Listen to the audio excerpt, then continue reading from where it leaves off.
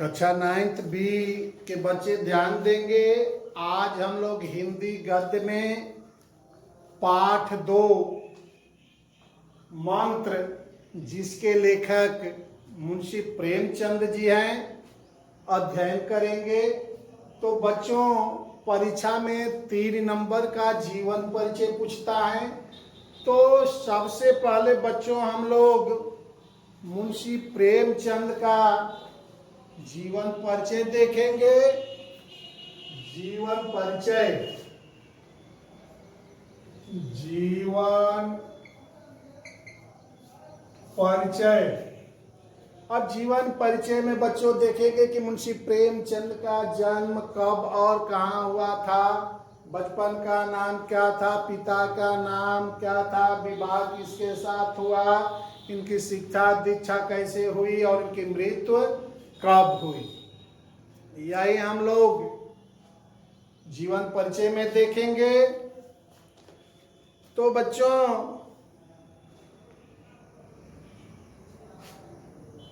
प्रेमचंद को उपन्यास सम्राट, महान कथाकार कहा गया है। प्रेमचंद का जन्म सन 1880 में, जन्म सन 1880 ईस्वी में बनारस से 5 किलोमीटर दूर लमही नामक गांव में हुआ था। गांव लमही। मुख्य चीज याद रखना बच्चों कि मुंशी प्रेमचंद का जन्म सन 1880 ईस्वी में वाराणसी से 5 किलोमीटर दूर लमही नामक गांव में हुआ था।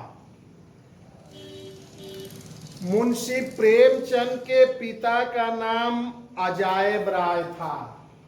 पिता अजायब राय।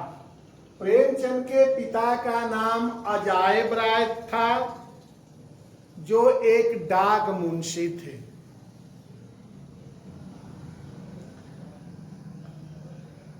जब प्रेमचंद 7 वर्ष के थे, तो 7 वर्ष की अवस्था में ही माता का, और जब 14 वर्ष की अवस्था में थे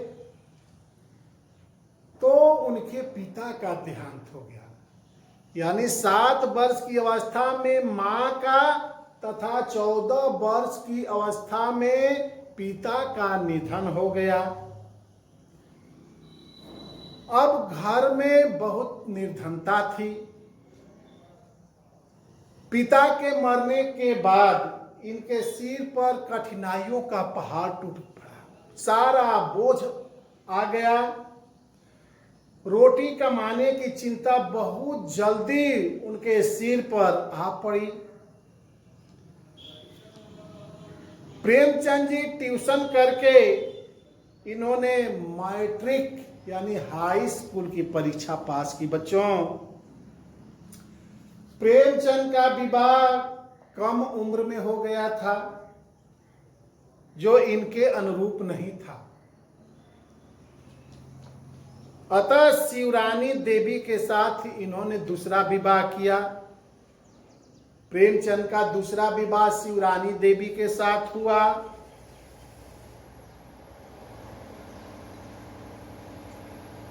स्कूल मास्टरी की नौकरी करते हुए स्कूल में यह अध्यापन कार्य करने लगे, और इन्होंने FA और BA की परीक्षा उत्तीर्ण की।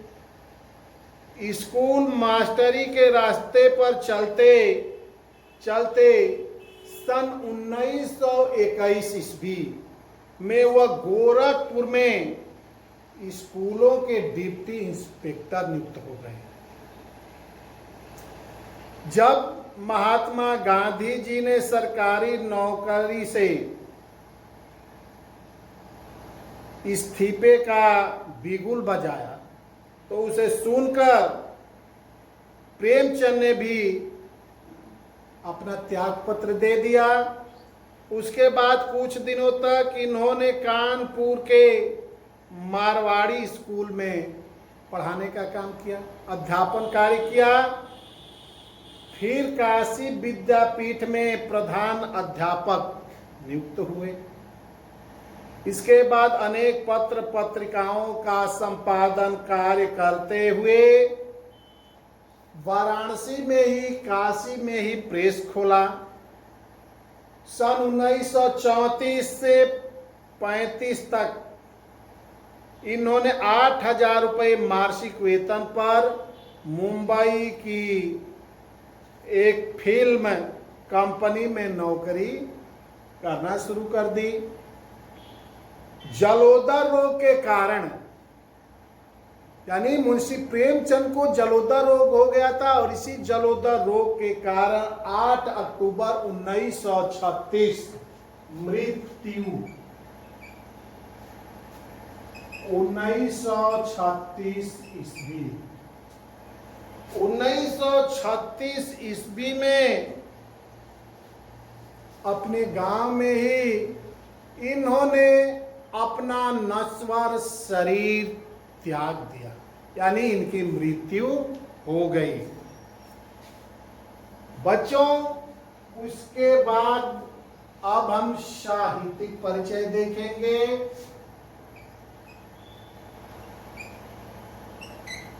साहित्यिक परिचय। प्रेमचंद्र में साहित्य सृजन की जन्मजात प्रतिभा, यानी जन्मजात गुण था। शुरू में नवाब राय के नाम से उर्दू भाषा में कहानियां और उपन्यास लिखते थे। प्रेमचंद की सोजे वतन नामक क्रांतिकारी रचना ने स्वाधीनता संग्राम में ऐसी हलचल मचा दी कि अंग्रेज सरकार ने इनकी इस रचना को जब्त कर लिया। बाद में प्रेमचंद नाम रखकर हिंदी साहित्य की साधना की ओर लगभग 1 दर्जन उपन्यास और 300 कहानियां इन्होंने लिखी। इसके अतिरिक्त इन्होंने माधुरी तथा मर्यादा पत्रिकाओं का संपादन कार्य किया तथा हंस व जागरण नामक पत्र का प्रकाशन किया। जनता की बात जनता की भाषा में कहकर तथा अपने कथा साहित्य के माध्यम से तत्कालीन निम्न एवं मध्यम वर्ग का सच्चा चित्र प्रस्तुत करके प्रेमचंद जी भारतीयों के हृदय में बस गए, समा गए। सच्चे अर्थों में कलम के सिपाही और जनता के दुख दर्द के गायक इस महान कथाकार को भारतीय साहित्य जगत में उपन्यास सम्राट की उपाधि से विभूषित किया गया। अब उसके बाद हम लोग इनकी कृतियां देखेंगे बच्चों।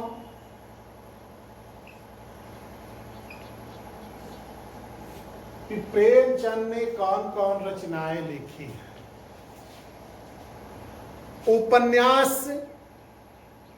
उपन्यास में प्रेमचंद का कर्मभूमि, कायाकल्प, निर्मला, प्रतिज्ञा, प्रेमाश्रम, वरदान, सेवा सदन, रंगभूमि, गबन और गोदान, ये प्रेमचंद के प्रसिद्ध उपन्यास हैं। उसके बाद इन्होंने नाटक भी लिखा है। नाटक में इन्होंने करबला, प्रेम की बेदी, संग्राम और रूठी रानी, ये नाटक गद्य विधा है।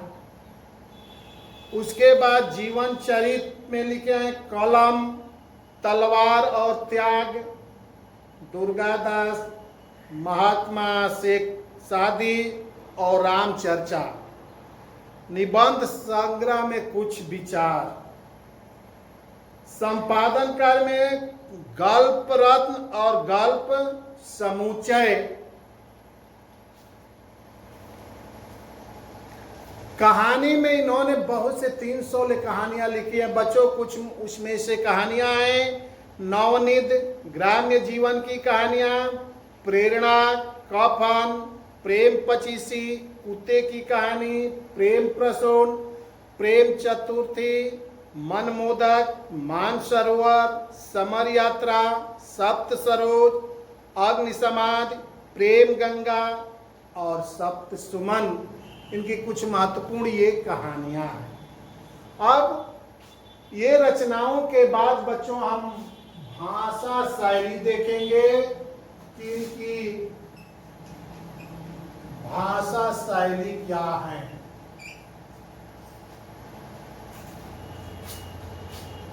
तो प्रेमचंद के भाषा के दो रूप विद्यमान हैं।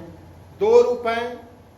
एक रूप तो वह है जिसमें संस्कृत के तत्सम शब्दों की प्रधानता है और दूसरा रूप हुआ है जिसमें उर्दू, संस्कृत, हिंदी के व्यवहारिक शब्दों का प्रयोग इन्होंने किया है। यह भाषा अधिक सजीव, व्यवहारिक और प्रवाहमयी है। इनकी भाषा सहज, सरल, व्यवहारिक, प्रवाहपूर्ण, मुहावरेदार एवं प्रभावशाली है। उसके बाद अब इनकी शैली देखेंगे कि शैली क्या है। प्रेमचंद जी विषय एवं भावों के अनुरूप शैली को परिवर्तित करने में बहुत निपुण थे। इन्होंने अपने साहित्य में प्रमुख रूप से 5 शैलियों का प्रयोग किया है। पहला वर्णनात्मक शैली, दूसरा विवेचनात्मक शैली, तीसरा मनोवैज्ञानिक शैली, चौथा हास्य व्यंग्यात्मक शैली और पांचवा है भावात्मक शैली।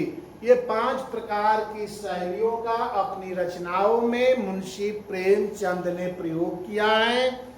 उसके बाद इनकी एक कहानी है मंत्र। तो मंत्र कहानी बच्चों ये मर्म स्पर्शी कहानी है जो एक उच्च वर्ग और निम्न वर्ग की स्थिति पर भेदभाव पर आधारित है। ये उच्च वर्ग और निम्न वर्ग के भेदभाव पर आधारित है जिसमें लेखक ने विरोधी घटनाओं, परिस्थितियों और भावनाओं का चित्रण करके कर्तव्य बोध का मार्ग दिखाया है। अगले दिन हम मंत्र कहानी का सारांश संक्षेप में बताएंगे, पढ़ेंगे, उस पर रचनात्मक कार्य मैं दूंगा। तो इस वीडियो को देखकर बच्चों जो परीक्षा में 3 नंबर का प्रश्न आता है आप लोग प्रेमचंद पाठ 2 हिंदी गद्य में निकालिएगा और प्रेमचंद का संक्षिप्त जीवन परिचय, उनका साहित्यिक परिचय, उनकी रचनाएं और भाषा शैली को याद कीजिएगा। याद करके और अपने नोटबुक में लिखिएगा। धन्यवाद।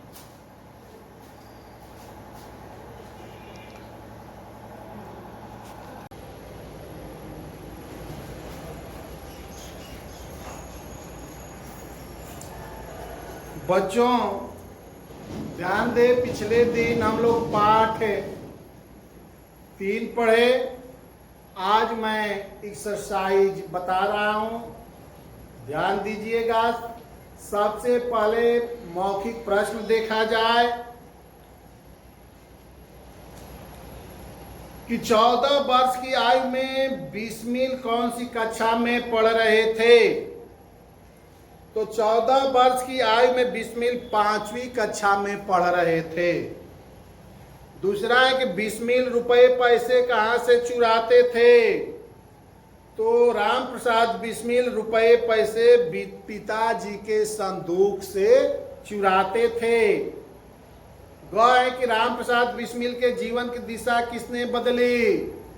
तो राम प्रसाद बिस्मिल के जीवन की दिशा देव मंदिर के पुजारी ने। राम प्रसाद बिस्मिल के जीवन की दिशा देव मंदिर के पुजारी ने बदली। अगला है कि राम प्रसाद बिस्मिल की मां ने उन्हें साइकिल के लिए कितने रुपए दिए? तो राम प्रसाद बिस्मिल की मां ने उन्हें साइकिल खरीदने के लिए 100 रुपए दिए। उसके बाद बच्चों सही गलत है। राम प्रसाद बिस्मिल पिता के संदूक से रुपए चुराकर उपन्यास खरीद कर पढ़ते थे, सही है। एक बार राम प्रसाद जी के पिता ने उन्हें संदूक से रुपए निकालते हुए देख लिया, गलत है। अपनी बुरी आदतों के कारण राम प्रसाद को 2 बार मिडिल परीक्षा में उत्तीर्ण रहे, सही है।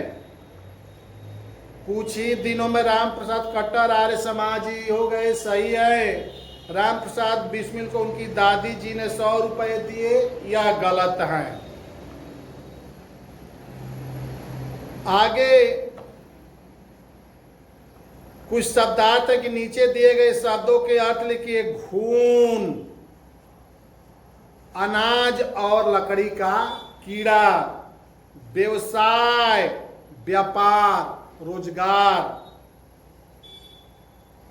अनुशासन, नियम, आत्मसंयम, सुगठित, अच्छी बनावट, स्वास्थ्य, तंदुरुस्ती, उत्तीर्ण, फेल, उत्तीर्ण, सफल, उत्साह, उमंग, संकल्प, दृढ़ निश्चय।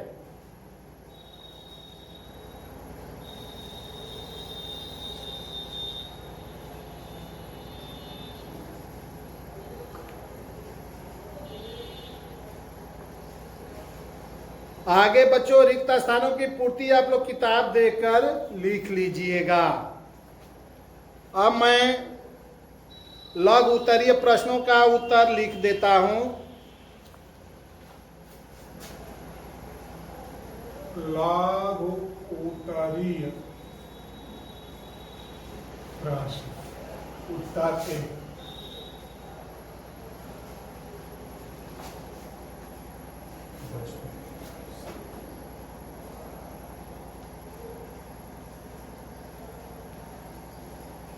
राम प्रसाद 2 बुरी आदतों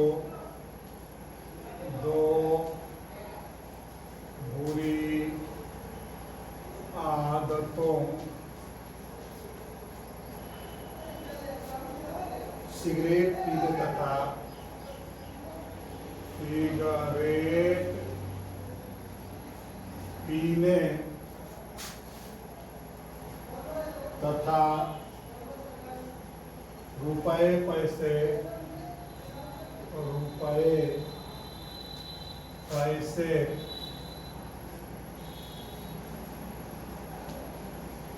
चुराने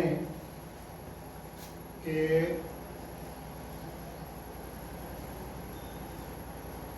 शिकार हो गए।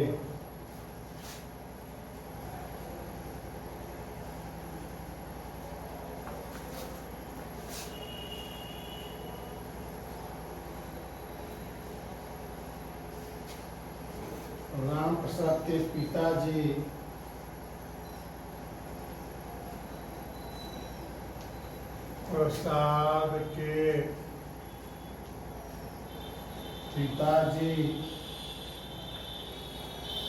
उनसे व्यवसाय कराना,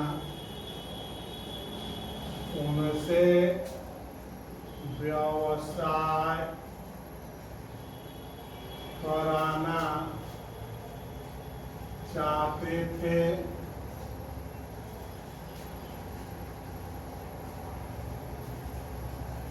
राम प्रसाद अंग्रेजी पढ़ना चाहते थे। राम प्रसाद अंग्रेजी पढ़ना चाहते थे।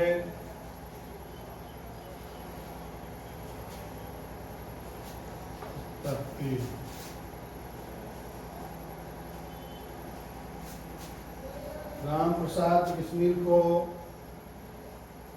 राम प्रसाद बिस्मिल को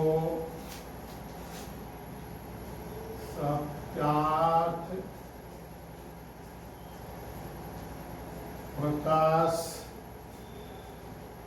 पढ़ने की सलाह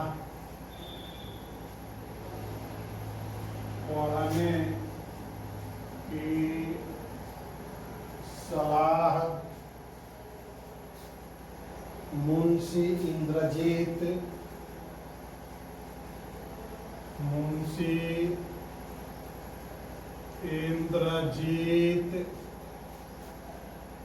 ने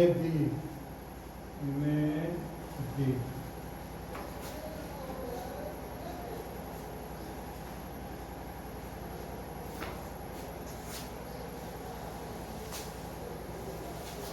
उसके बाद चौथा प्रश्न लघु का बच्चों।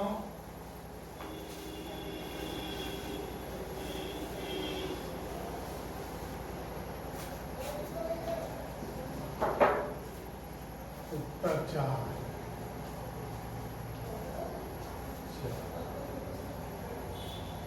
अपने जीवन में आए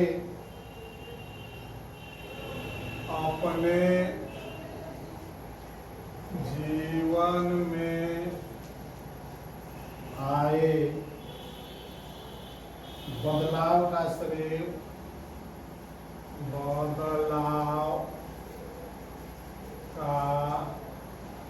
श्रेय राम प्रसाद बिस्मिल ने राम प्रसाद बिस्मिल ने अपनी माता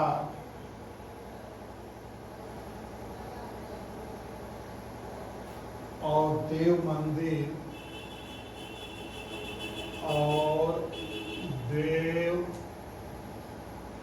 मंदिर के पुजारी को दिया।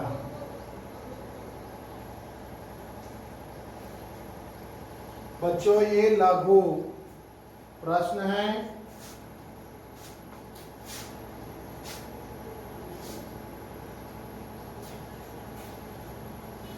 अब उसके बाद दीर्घ उत्तरीय प्रश्न।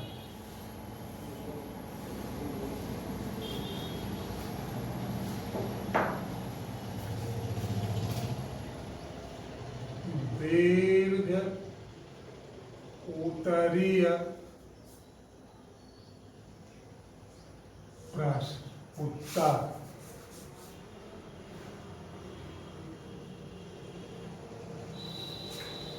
राम प्रसाद ने ऐसा इसलिए कहा, राम प्रसाद ने ऐसा इसलिए कहा कि वह ईश्वर की कृपा ही थी। वह ईश्वर की कृपा ही थी जो कि पिताजी ने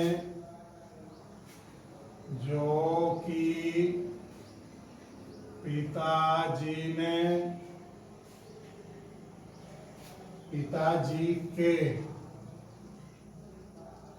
संदूक से रुपए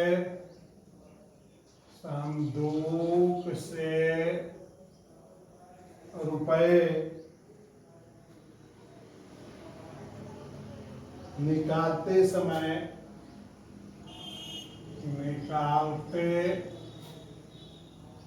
समय माँ ने मुझे पकड़ लिया,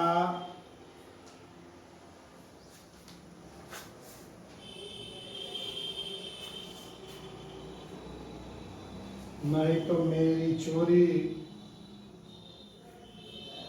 पकड़ लिया, नहीं तो मेरी चोरी करने तथा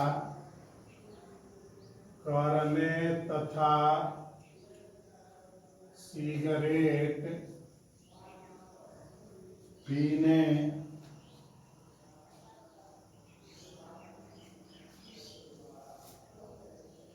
की आदत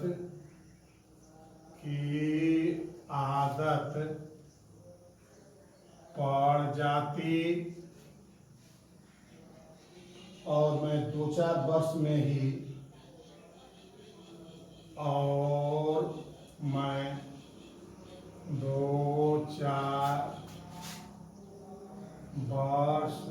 ही